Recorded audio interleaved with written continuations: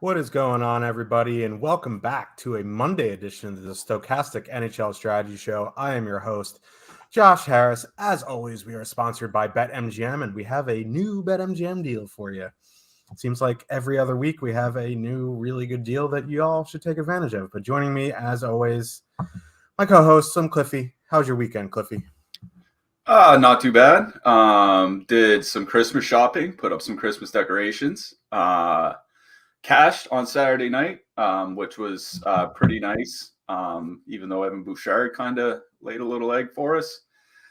Watched Minnesota Dallas yesterday. 4-1 going into the third period. Minnesota scores within the first minute, so it's 5-1. I'm like, all right, this game is over. I'm gonna go watch some football. So I throw in one of the football games. Then I checked the scores a little bit later. Dallas scored 4 goals in 10 minutes to tie it up 5-5. Pretty wild game yesterday. No pun intended between Minnesota and Dallas. I don't know, man. Minnesota's a pretty good defensive team, but it seems like the Dallas Stars are pretty much just scoring at will against everybody. Now, Dallas isn't on the slate tonight, mercifully. No big decisions to make in that regard, but it seems like they're one forward away from being just a really, really dangerous team. Like Tyler Seguin just seems like he hasn't found that gear that he needs to hit. Certainly not since those hip surgeries a couple years ago. If they can find somebody that can play with Mason Marchment there on the second line, I think they got 3 lines that can score. Maybe the best line in hockey, Jake Ottinger in net. Like, I don't know, man. They look like an absolute wagon to me. Yeah, and if Connor McDavid didn't exist, Jason Robertson would probably be the front runner for the Hart. My man doesn't get enough recognition. I mean, he might be anyway, because it's not as if the Oilers are having a very good season, and a lot of writers tend to weigh the regular season performance of the team. Like if the Oilers don't make the playoffs, I don't think McDavid's going to win the Hart unless he puts up like 140 points or something like that. I think they'll probably find a way to sneak in. They usually do, but if they don't make playoffs, I bet he finishes like third in voting or something like that. It would be nice to see Robertson win. You don't see a lot of defensemen or a lot of wingers typically win the Hart Trophy. Usually it's centers. So it would be nice to have something a little bit different. Let's see if they can keep up the pace that they put up through the first third of the season here. Yeah, I don't know the Stars cap situation, but there is a player on tonight's slate that would look good on the second line, Brock Besser. But I think they're a little tight against the cap. That's why Anton Hudobin's down in the AHL as it is. So maybe a little tight, but just one forward away. I think they look really good. Yeah. Anyway, give us a like and subscribe so you can keep up with all of our shows, DFS offers, giveaways, and much more. Once you subscribe, hit that notification button to get alerts when our shows go live. Don't forget, we are all available on podcast forms except for Live Before Lock. Help us out by leaving a 5-star review. You know what to do in those reviews. I don't have to tell you anymore. Players coach, you guys know what to do. 6-gamer. This is actually a pretty spicy one. If we're being honest, there are some injury, sickness news. There are some good goalies. There's some powerhouses. There's some line changes. Got it all. We'll try to navigate you guys the best we can. Let's get right into it. The Vegas Golden Knights with a 2.6 total heading into Boston. The Bruins have a 3.4. Logan Thompson, Jeremy Swayman probable. Now, Jack Eichel is sick. He was at morning skate. He is considered a game time decision, which obviously means we won't know until warm up. The fact that he's at morning skate, I guess he's trending towards playing, but it's just not definitive. Bruins going back with their lines here.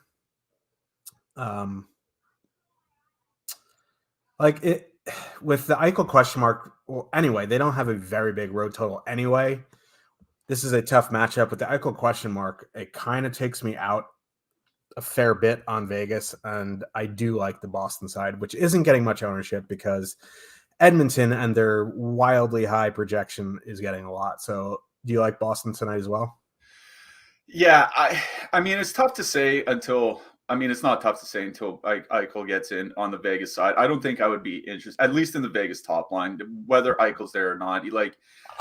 I'd be kind of interested to see Nick Roy move up just to see how he can play there, just because I think he's kind of an underappreciated bottom 6 player. I'd like to see him play with better offensive line mates, just better line mates in general, game in and game out. But whether Eichel's there, whether Roy's there, whether somebody else plays there, I don't think I have any interest in the Vegas top line. On Saturday, we talked about just how good Boston has been at home this year.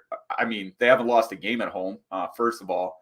But just going into that Patrice Bergeron matchup is just absolutely brutal for the opposition. That Boston top line, Marchand came back, 1.8 expected goals against per 60 minutes of 5-on-5, 0.5 goals against per 60 minutes at 5-on-5. Like, they're just not giving up anything. The Vegas top line, as we've talked about, they were really, really good for 6 or 8 games or something like that, but their offensive numbers have been sliding a little bit as well. So even if Eichel was there, I think I would definitely be passing at least on Vegas 1. Vegas 2, I think, is a little bit more of an interesting proposition. And the reason for that is, like, all the Boston lines are good defensively. Boston's just, probably the best defensive team in hockey. But the Boston second line is struggling offensively as well. So if, that Vegas second line can have one of their top tier games, I think they can take advantage of Krejci, Zacha, and Pasternak at 5-on-5. The question is like, do they do enough to be one of the top stacks on the slate here tonight? Or do they go out and maybe get a goal, maybe 2 goals, if they're really lucky? Like, that's kind of the problem here is I don't think it's necessarily a brutal matchup for that Vegas second line, who have been very, very good of late. Their last 3 weeks, 3.5 goals scored per 60 minutes. Jonathan Marchessault has been shooting a lot, particularly on the power play, but Boston has a great penalty kill. So you're really relying on them to get there at 5-on-5. Like, are they going to get 3 goals against Boston at 5-on-5? It just feels like it's asking a lot. So I'm probably out on Vegas entirely. The question with Boston always comes down to playing the top line and what to do with David Pasternak, right? We talked about on the last show how the Boston top line really doesn't score nearly as much without David Pasternak there. I think you're seeing that so far this season. 1.7 goals per 60 minutes for that Boston top line of Marchand, Bergeron, and DeBrusk.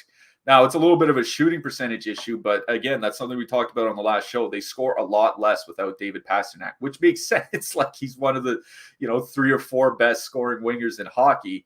But it does take a lot of bite out of their offense at 5-on-5, and Vegas's defense, has still been pretty good. The offense has struggled a little bit. The defense has still been really good. So the other problem is Vegas doesn't take a lot of penalties. One of the least penalized teams in the league, only 2.5 times shorthanded per game. I think it's second lowest next to only St. Louis. So if Boston only gets like a couple power play opportunities and it's a pretty bad, pretty tough 5-on-5 matchup, do they score enough to pay off, over 20K for just the top line?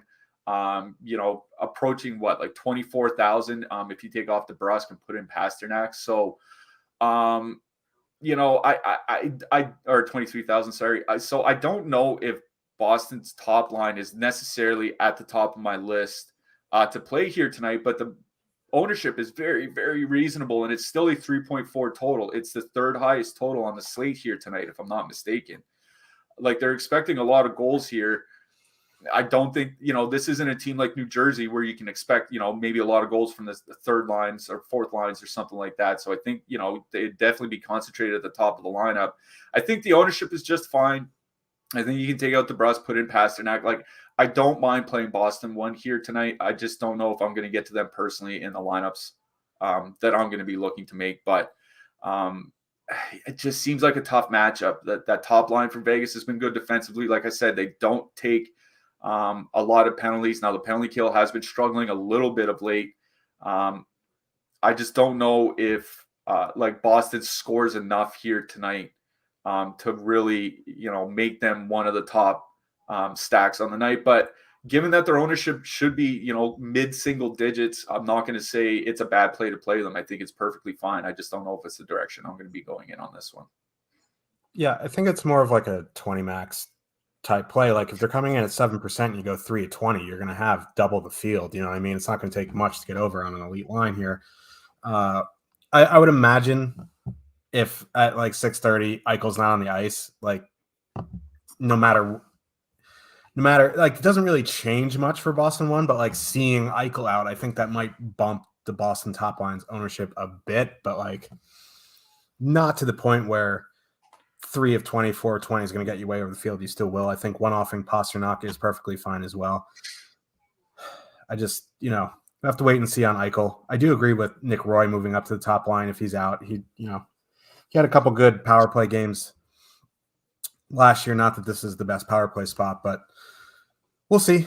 On the blue line here, I guess like Alec Martinez is kind of getting into a price range where you can play him. He's kind of in no man's land, 4,600 on DraftKings. We'll have to see what the pairs are because like sometimes in the past few games we saw Miramonov up on the top pair. We saw Nick Hague up on the top pair. Like Whitecloud was up there. Like whoever's in the top 4 between Whitecloud, Hague, and Miramonov, I think is a fine punt. On the Boston side, not too much really.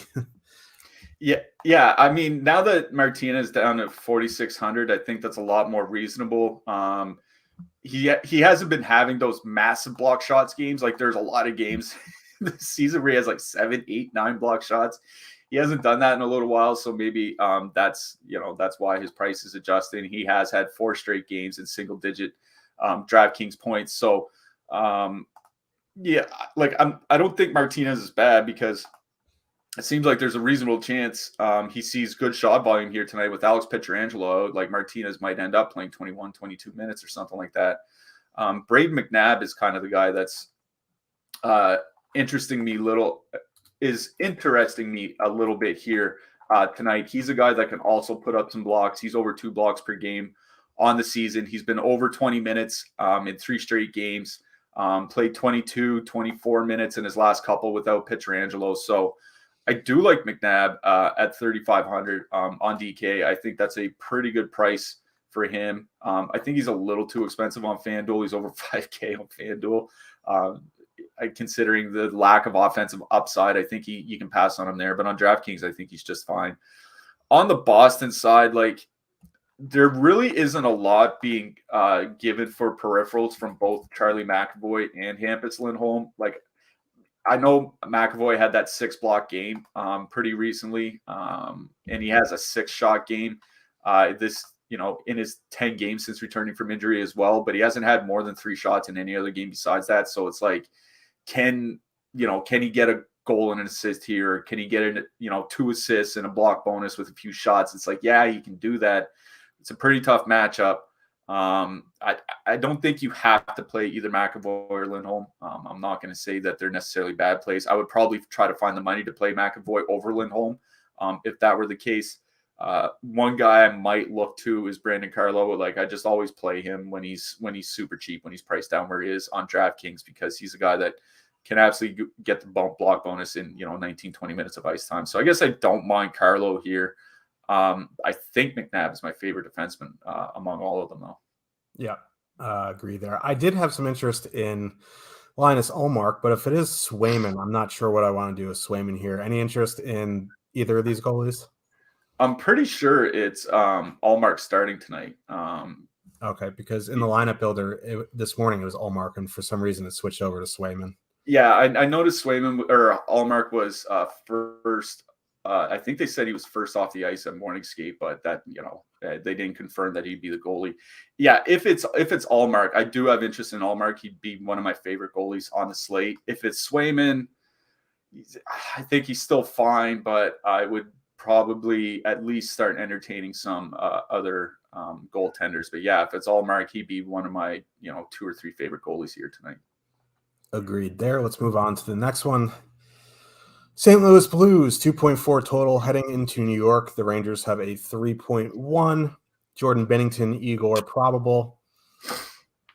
Don't know. I don't know if I missed Rangers skate this morning if they did skate. I don't know if Heedle's back in or not. I don't know. No, he's still day-to-day. Yeah, he's still day-to-day. So Barclay Goodrow will be the third line center with Lafreniere and Kakko. Trocheck with Panarin and Kravtsov, top line status quo. Now, Rangers are kind of lacking on the power play. They still have a very good power play. Blues don't take many penalties, but their penalty kill is pretty bad. Like that second line of Panarin, Trocheck, Kravtsov. Like I don't mind that. Don't mind the top line. I don't know. Like I don't know. What do you do with the Rangers tonight? You seem a little bit flustered over there. I'm conflicted on what to do with the Rangers because, like, I like the matchup, but like they're kind of reliant on the power play, and the Blues don't take too many penalties. Yeah, the Rangers have certainly been struggling a little bit offensively. Which is kind of funny because remember, like the first 4 or 5 games of the season, it seems like either the first or the second line was having a 3-goal game every single game. The Rangers actually, I think they helped me win a small GPP earlier in the season, but it's been pretty bad since. In fact, we were talking about it on our Discord about all the shooting percentage problems that the team is having. Like all of Chris Kreider, Mika Zibanejad, Artemi Panarin, and Alexis Lafreniere are seeing shooting percentages much lower than their 3-year averages heading into this year, and especially Lafreniere, where he was so efficient in scoring in his first couple seasons in the limited ice time he has. He's shooting like under 6% this season. We talked about how if their top stars, if those guys were all shooting around their career averages, the Rangers would go from 21st in the league in goals per game to 6th. Like that's the kind of the margin that the Rangers are working with here, is that it's not that they're not generating offense. It's that the shots that they're getting are converting into goals like they were, last year, the year before, or something like that. So I have to believe that they're going to turn it around eventually. It's still a really talented forward group. I know there's a couple guys injured and missing or whatever, but we talked about it on the last show. Even Jimmy Vesey's fitting in pretty well on that top line with Kreider and Zibanejad, which has helped them spread out their wingers across 3 lines. So I do think the Rangers, turn it around eventually. It's just a matter of when it happens, and you just gotta kind of hope, the old tin cup play. Just keep playing them until they either come through or you fail. But I agree with you. This is a pretty good matchup for the Rangers at home. The Blues mixed up their lines a little bit. They put Jordan Kyrou and Braden Shen on the top line with Ryan O'Reilly. Looks like they're going to keep a second line of Buchnevich, Thomas, and Tarasenko. Now, on Saturday's show, we talked about how Buchnevich, Thomas, and Tarasenko were not a very good defensive line. And they didn't have a very good defensive game on Saturday. That matchup definitely worked out in the favor of DFS players if you were betting against them. So that St. Louis Blues second line is probably, I'll call it the Thomas line. Whether it's the first or second line, I'll let people, debate that. But the Thomas line, not very good defensively. 3.3 expected goals against, 3.4 actual goals against in their time together over the last couple seasons. So, good offensively, but certainly give it up in their own end. The top line is the O'Reilly line is what's kind of interesting to me here, because O'Reilly and Saad and Josh Levo had actually been playing pretty well together. But they moved Saad and Levo down the lineup. They put Shen and Kyrou on the top line.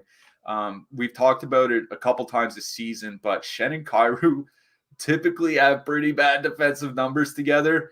And that kind of extends to even playing with Ryan O'Reilly. Like I was looking at just Braden Shen and Ryan O'Reilly over the last couple of years. They haven't played a lot together, but 65 minutes together, 3.4 expected goals against, which is just, almost unfathomable for a line with Ryan O'Reilly on it, who's been one of the best two-way centers in the league for like a decade now. And it's kind of the same thing with Jordan Kyrou and Ryan O'Reilly, like a little bit better, but still just about break even by expected goals share.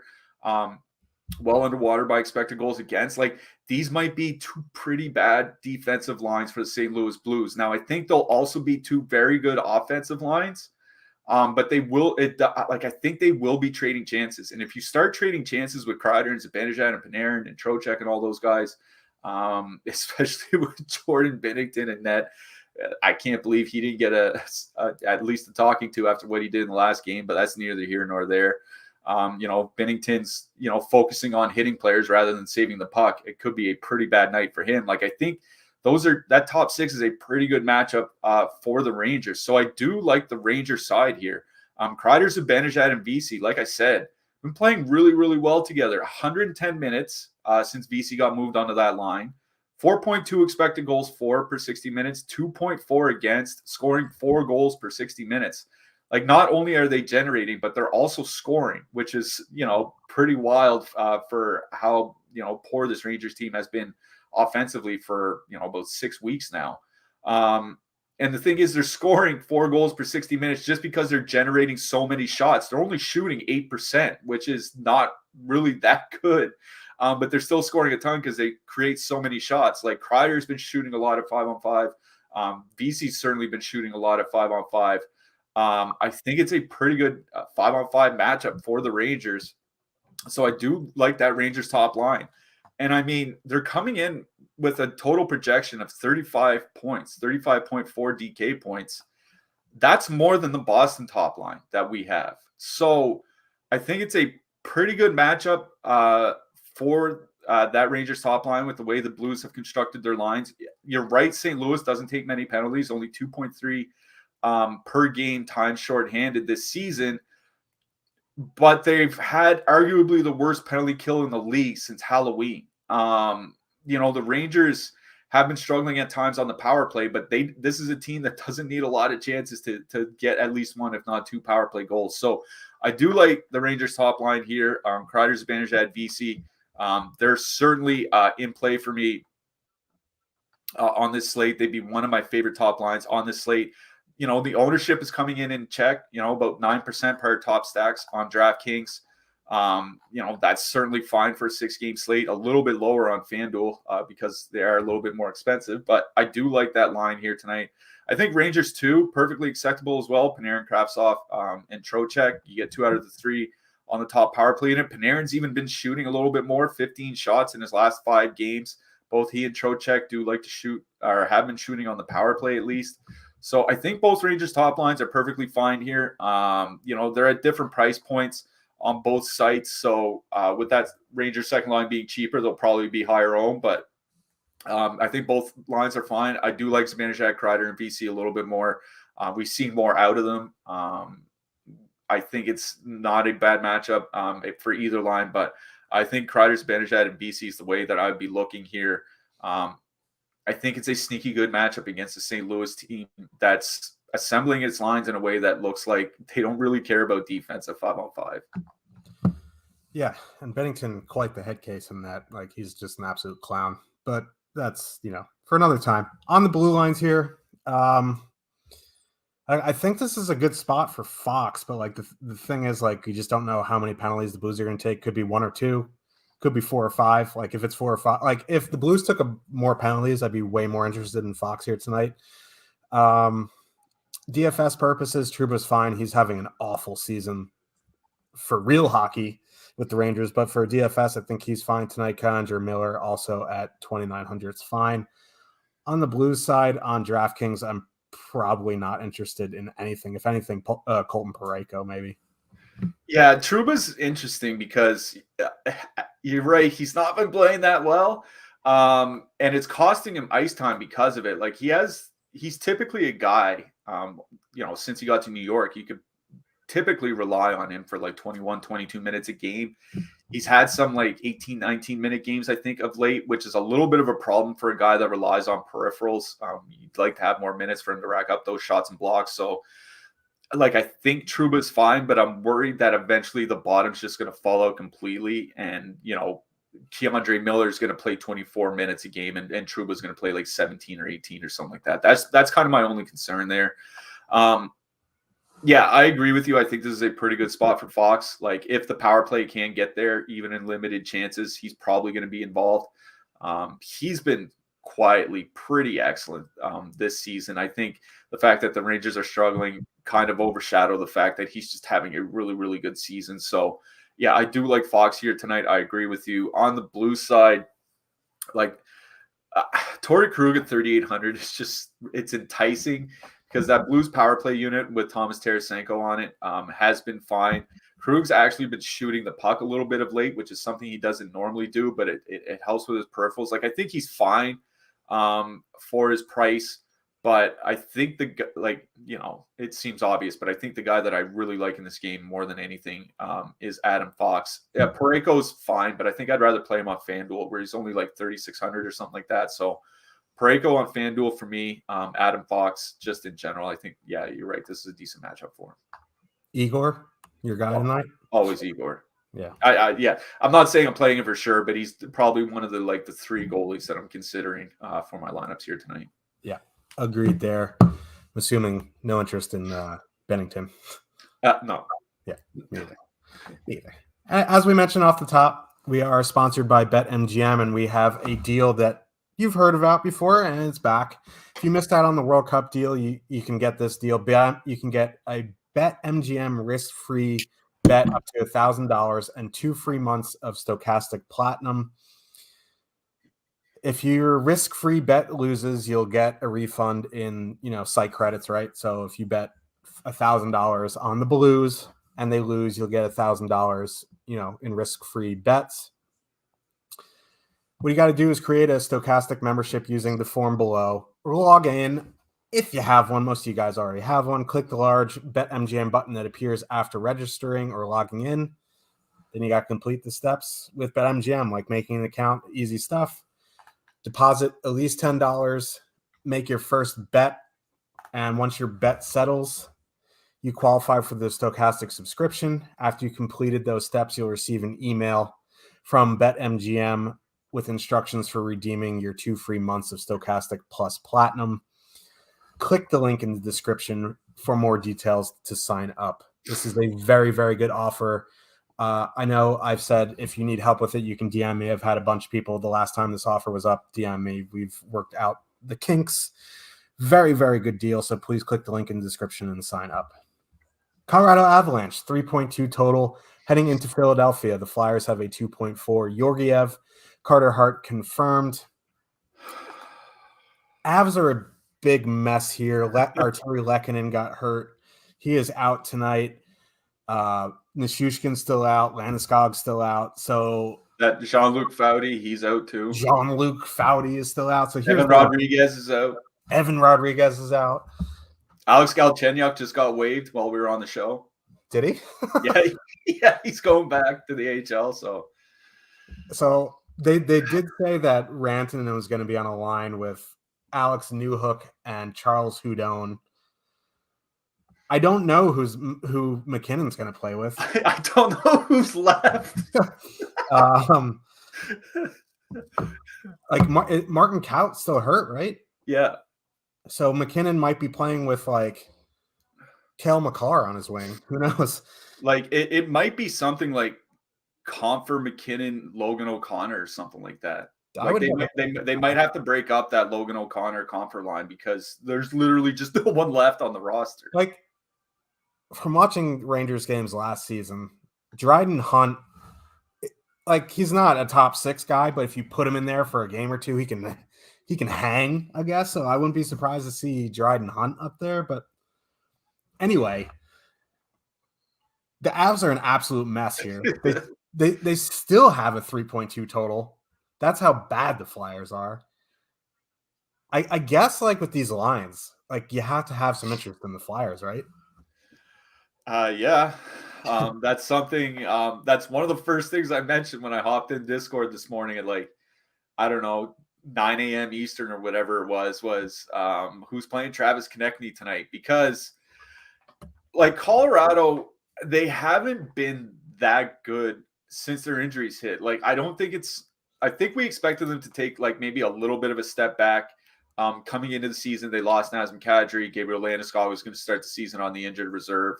But yeah, now the injuries are really piling up. So, with Landeskog, Evan Rodriguez, and Valery Nichushkin out, there's your entire second line. Arturi Lehkonen, there's, one of your wingers on the top line. They're just missing a ton of players right now. And, we talked on the last show how, Colorado's middle six had actually been playing pretty well since the injury started, specifically that Cogliano, Comfer, Logan O'Connor line, 170 minutes together, which off the top of my head would be about 15 games worth of ice time, 1.8 expected goals against, 0.7 actual goals against. Those are Boston top line numbers defensively. Now, offensively, no, not in the same category, obviously, but really, really good defensively. It was just the top line that was struggling a lot. Lehkonen, McKinnon, and Rantanen were somewhere around 2.8 expected goals against in their recent 100 minutes together. I think, one thing is I think they're taking a lot of chances because they're the only line that can score. So if they weren't scoring, the team probably wasn't going to win. So they're probably having to take a lot more offensive chances. And, when you're playing 23 minutes or 24 minutes a night as a forward, you probably get pretty tired too. So the old Avs top line was not playing that well defensively. And Hayes and Konechny, pretty bad defensively in their own right, but at least they were scoring as well. 3.6 goals per 60 minutes with Hayes and Konechny on the ice this year. Team shooting 10.8%. Like, that's perfectly reasonable at 5-on-5. So I did have interest in Hayes, Cates, and Konechny. I'm just wondering, if they put Logan O'Connor and JT Compher on the top line with McKinnon, that might actually be fine defensively, right? So it kind of changed the equation a little bit for me. But I did have interest in that Flyers top line. Hayes, like I said, Hayes and Konechny together this year, 3.6 goals per 60 minutes. Travis Konechny, I was looking at some scoring chance numbers this season at 5-on-5. Like, amongst the top 15 forwards in scoring chance contributions, that's individual scoring chances plus assists on teammate scoring chances. So he was getting very involved offensively, was probably the engine of the top line for the Flyers. So, I had a lot of interest in Hayes, Cates, and Konechny, perfectly correlated on the power play. And one area that had been hurting Colorado of late was the penalty kill. The penalty kill had been sliding with all those injuries. So I still have interest in Hayes, Cates, and Konechny. They're not that expensive. The most expensive player on the line is Travis Konechny, at least on DraftKings at 6,100. The entire line is under 15K. So you can even fit them in. We'll talk about Edmonton in a little bit in their new top line. You can even fit them in with the Edmonton top line, or the new one anyway. So, I do still have interest in Konechny, Hayes, and Cates. If I were to leave anybody off the stack, it would probably be Cates. He just doesn't shoot that much. His price is fine. So he doesn't need a lot to get there on DK or FanDuel. But he's just not doing a lot either. I think it's Konechny and Hayes that are really driving the bus there. So at least Hayes and Konechny, I think, are pretty good here. I think all three are perfectly acceptable. I don't know. We don't really know what the lines are going to look like, so we don't know if it's going to be a good or bad matchup at 5-on-5. But I think, at least the Avalanche have been struggling offensively at 5-on-5. So I think, the Flyers won't be spending a ton of time in their own end. It's all related to health, right? If Colorado was perfectly healthy, this would be a completely different story. But I do like Hayes and Konechny in this game. I don't think I'll be dipping down to the second or third lines. Frost and Farabee, not really good numbers together. Kind of similar to Hayes and Konechny in that sense, but they're not scoring, which kind of makes sense because, Frost, far from a proven NHLer at this point. Farabee, still kind of finding his footing as a winning. Scott Lawton just came back from injury. He's not really an offensive guy anyway. So I'm not really in on the Flyers second line. If you want to one-off Owen Tippett, I think that's something that can be done on the third line. But it's the Flyers top line that I'm really have a lot of interest in this game. I wonder what Colorado's ownership is going to look like, because we were expecting a lot of ownership with Rantanen and McKinnon together. Now that they're broken up, I wonder if people are less inclined to play them. I got to think, I want to get your opinion on this. I got to think that Colorado, it doesn't take long for them to eventually put McKinnon and Rantanen together, right? If they go down 1-0 or 2-0 in the first period, I could see McKinnon and Rantanen back on the same line together by midway through the first. What do you think? Yeah. And I went looking for it because I kind of vaguely remember this happening. You can play after you get put on waivers, I think. I feel like it happened in Vancouver. I'm going to have to check on that. Yeah. I'm trying to think of who it happened with. It's definitely happened. It's definitely happened this season. Like, just because you're put on waivers doesn't mean So, you can't play that night. So Galchenyuk could still play tonight. Yeah. Yeah. Yeah, but no, I agree. Like, if the Avs go down in this game, you're going to see a lot of McKinnon, Rantanen, like Comfort together, or McKinnon, Rantanen, Newhook, McKinnon, Rantanen, Galchenyuk, something like that. But they'll be back together. Like, it's just hard to be like, oh yeah, I'm going to play Newhook, Rantanen, like Hudon's not in the player pool together. I mean, they are on the power play together, so you have that saving grace. But it would be shocking if McKinnon and Rantanen didn't take a shift together tonight. So, like, ownership wise, like McKinnon and Rantanen will obviously be the two highest, but like it could be all over the place. You can get like Rantanen at like 15%, and then like Newhook coming in at like 4. You know what I mean? So like the Flyers are bad. Yeah.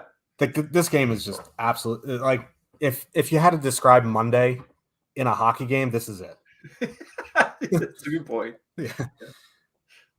But yeah, I honestly think like Confer is a good play tonight. 3,600. So like I don't know. Like this, I mean, this game, who do you think is going to be the fourth forward on the power play? Would it be Newhook? So I think it's going to be McKinnon, Rantanen, Comfort, Newhook. Like Newhook played 20 minutes after after Lehkonen got hurt. So like this is a disaster. Yeah, it's like Monday. This is a Monday game. But anyway, let's go to the blue line.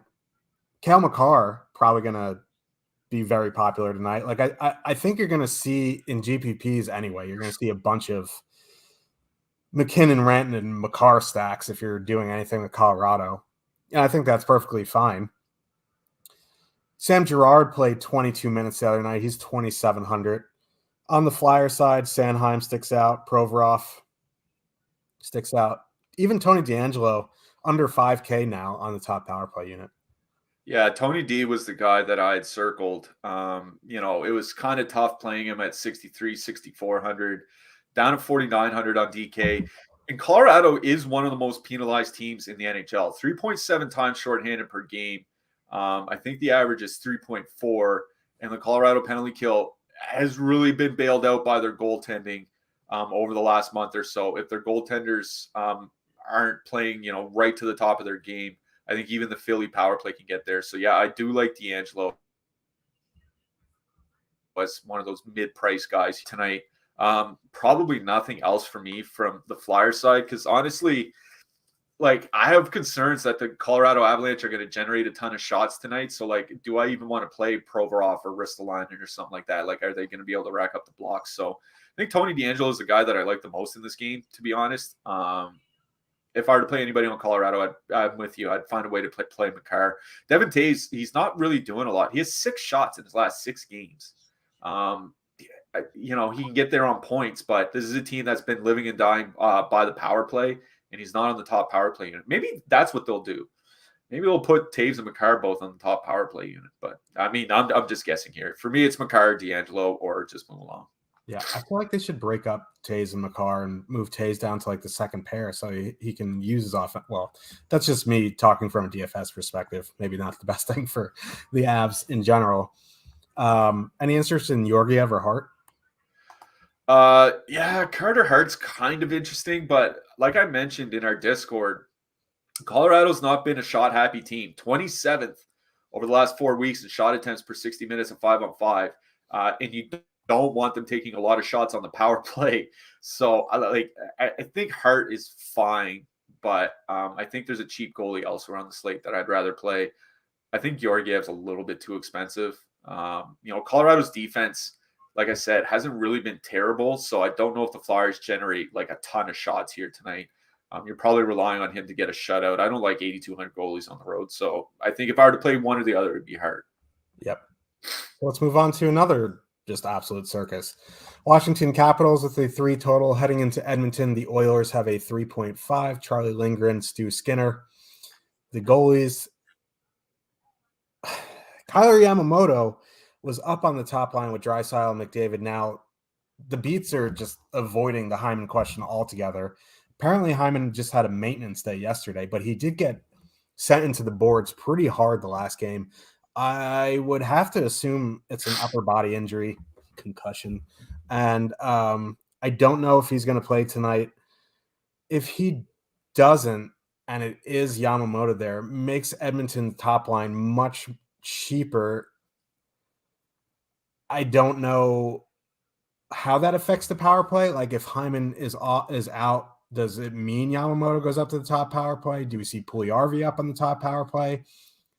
More questions that have not been answered. What are you doing in this game? Yeah, I got to think that if Hyman is out, it'll be Draisaitl, McDavid, Nugent Hopkins, and Yamamoto on the power play. Like they've given Puljujarvi quite a few chances on the power play this season. He's just done nothing. So I think that they want to at least try Yamamoto there. Like maybe, if Yamo doesn't do anything in the first 2 or 3 power plays of the game, maybe they take him off and then put Puljujarvi on or something. But I think Yamamoto would get the first crack. It's just we don't know exactly what's going to happen here, and they're not anywhere as close to the same price point. I think like the easiest thing you might be able to do is put Draisaitl, McDavid, and like if you want to play Edmonton and you really want to get a top line stack or a power play stack or whatever, I think the best thing you could probably do is go Draisaitl, McDavid, Hyman, and then if Hyman's out, just make sure Hyman's in your utility. Just replace him with Ryan Nugent Hopkins, right? Because at least they're it's 900 apart. You might be leaving a little bit of money on the table. But at least that option is there to, quick swap or late swap to Nugent Hopkins, who does get a lot of power play time with Draisaitl and McDavid. So I think that's what I would do if I were to stack the Edmonton top line. But we just with Edmonton, so it's kind of tough to say exactly what they're going to do. But what I will say is that whether it's Hyman or whether it's Yamamoto, that Edmonton top line is deadly, right? With Hyman there this year, 3.8 expected goals for, 6.4 actual goals, shooting 18%. Now 18% is a little bit high, but even if they're shooting 12%, they would probably be still, over 4 goals per 60 minutes, which is still really, really good. With Yamamoto there over the last few years, the numbers are actually pretty similar. 3.8 expected goals for, 4.8 actual goals for with Draisaitl and McDavid skating with Yamamoto. So no matter who's playing there, I would have interest in that Edmonton top line. It's just how is that top line going to be constructed? We just don't know. So if you want to just put in Draisaitl and McDavid and move along, I think that's fine. If I think you can take a gamble with Yamamoto, just realize if you do that and he's not on the top line, you could be in tough for fantasy value because you don't want to be rostering wingers from their second and third lines especially where he's not guaranteed power play time. So yeah, I would just go Draisaitl, McDavid, and Hyman, and then if Hyman's out, you place him with Nugent Hopkins, and if Hyman's in, you just leave him. It's not a bad matchup going up against the Edmonton top line either. Ovechkin, Strome, and Sheary. They've only been about average defensively this year, which actually isn't that bad for an Ovechkin line. Usually they're considerably worse than that.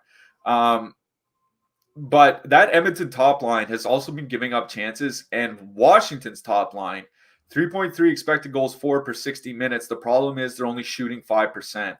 Washington's actually one of the lowest scoring teams at 5-on-5 over the last 4 weeks. They've been really struggling to score. The caveat here is that Edmonton is one of the most penalized teams in the league, 3.9 times shorthanded this season per game. I think that's second only to Arizona, if not their third. So either second or third most time shorthanded per game this season for the Oilers. And since TJ Oshie came back for Washington, the power plays added about 30% of shot attempts to what they were doing without Oshie. Like him being there really changes things for him. Like it's a lot of familiarity for Ovechkin and Karlsson.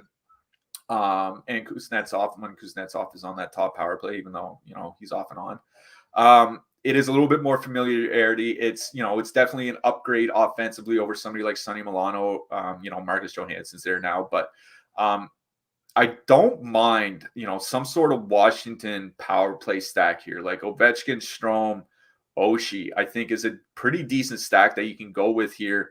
that is pretty cheap as well. Ovechkin, Strome, and Oshie coming in just a little over 15K as a 3-man unit.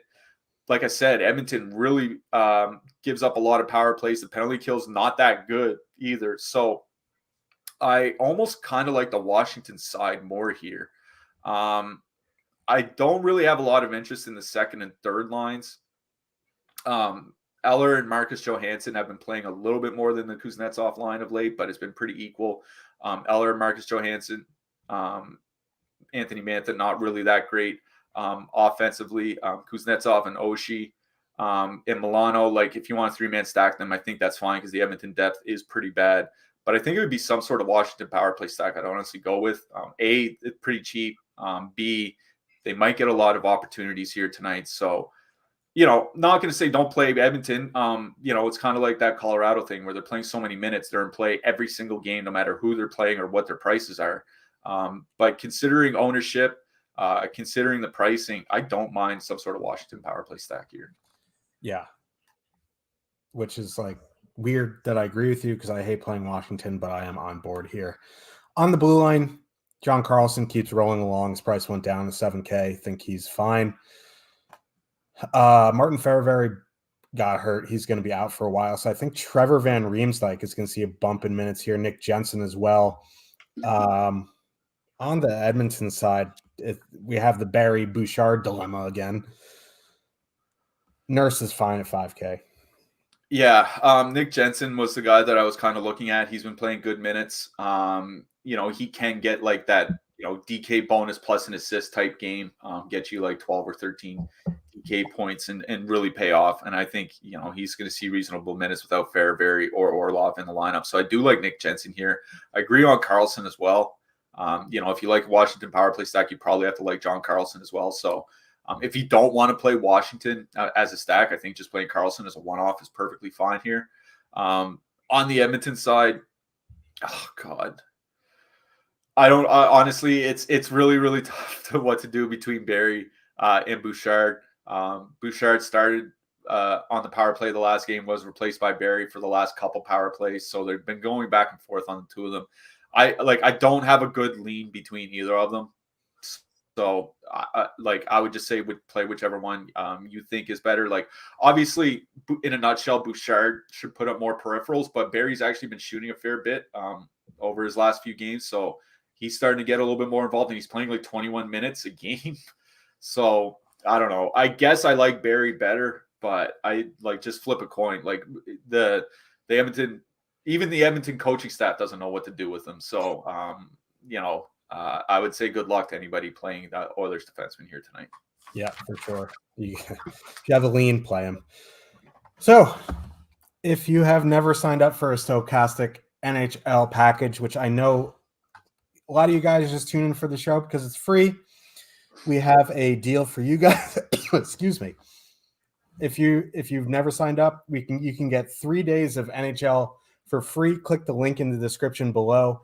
You get a risk-free 3-day trial, and you get full access to everything NHL has to offer Stokastic. You get projections, you get ownership, you get top stacks, you get rankings, literally everything you need to have success at NHL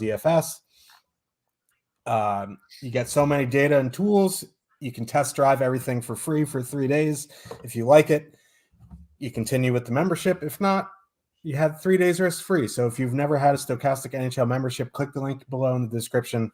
Get 3 days for free. 2 games left, about 10 minutes. Let's get to them. Arizona Coyotes, 2.3 total. Heading into Calgary, the Flames have a 3.8. Vejmelka probable. Vladar confirmed. There is ever a get right for the Flames top line. This is tonight. There is ownership on all the lines for the Flames tonight. What are you doing with the Flames? Yeah, I'll just start real quick with Arizona. I don't think this is a game where I'm going to be running to the Yotes. They messed up their entire power play setup in their last game. Keller and Schmaltz are now on a power play with JJ Moser, which I think Moser's a fine defenseman, but I would still rather just have 4 forwards plus Shane Goss to spare. I don't know why they got away from that. Just put Moser and Chychrun on the second power play unit. Like that's, if you want to just put a single guy. Why not put the best puck mover there? But that's neither here nor there. But it's a problem for me because, Calgary does take a fair amount of penalties. Arizona's actually drawing about league average power plays per game. So it's not, and, Calgary's penalty kill is really good, but it's not a terrible power play spot for Arizona. I think it might be now with JJ Moser there. So without, kind of having the benefit of good special teams, especially where Schmaltz and Keller are over 5K now, it's not super cheap to use them. I don't think this is a spot where I would be stacking the Yotes. If you want a one-off, I think what I would do is just one-off Lawson Krause.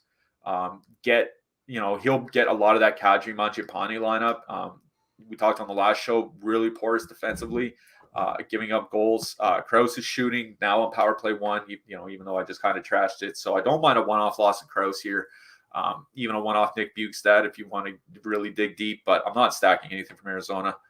On the Calgary side, we talked in Discord earlier today about Jonathan Huberdeau's struggles with Calgary. They're not imaginary. I was looking at his scoring chance contributions that I referenced earlier.